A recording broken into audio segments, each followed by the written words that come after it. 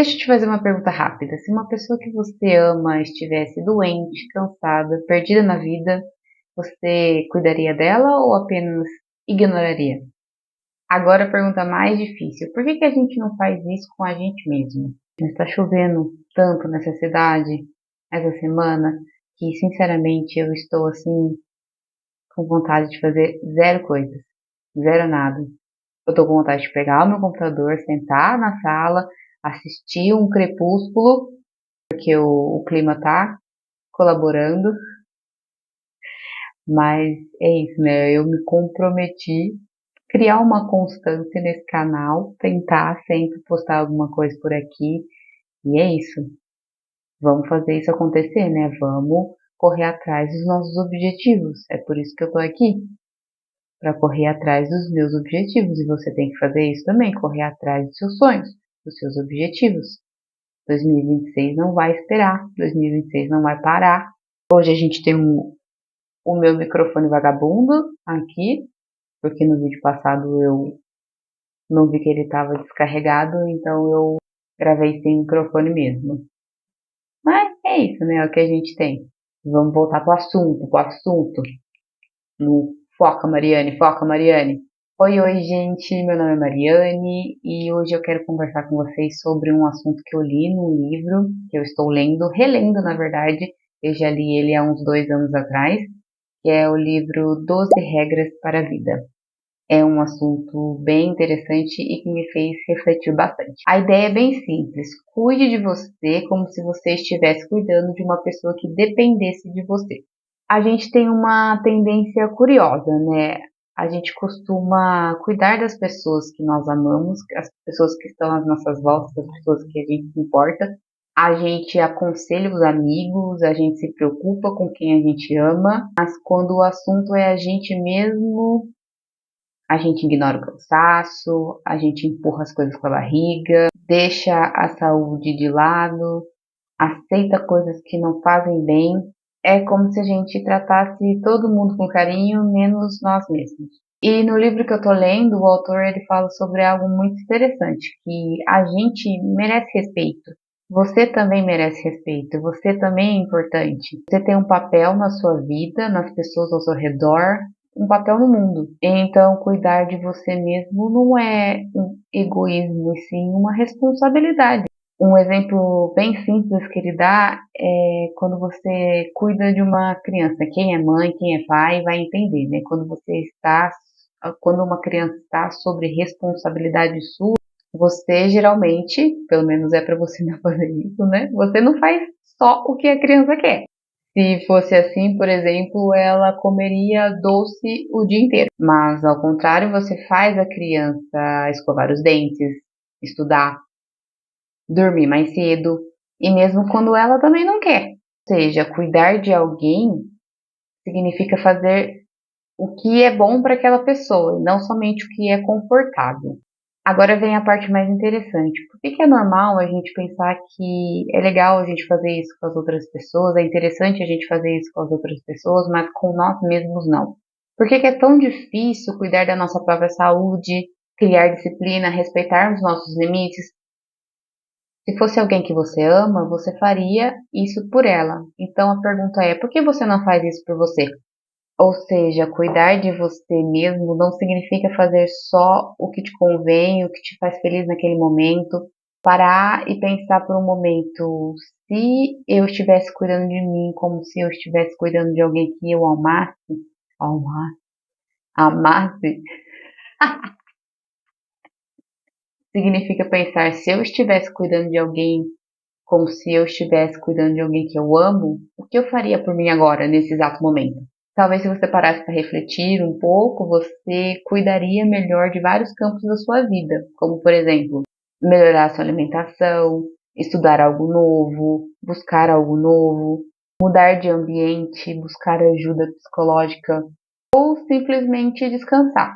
Descansar também é cuidado, tá? Em um ponto que eu confesso que eu tenho muito problema em melhorar na minha vida. É um ponto que eu pego bastante. Eu não tenho costume de pensar no descanso como parte do processo do meu próprio crescimento, por exemplo. Eu posso ter trabalhado, posso ter lido, posso ter estudado, posso ter feito várias coisas no meu dia. Mas se chega às 6 horas da tarde e eu resolvo que aquele momento é o meu momento para descansar, eu resolvo que aquele momento eu vou sentar, eu vou assistir alguma coisa na Netflix, pronto, o meu cérebro já começa a martelar. Por que que você tá parada? Por que que você tá parada, Mariane?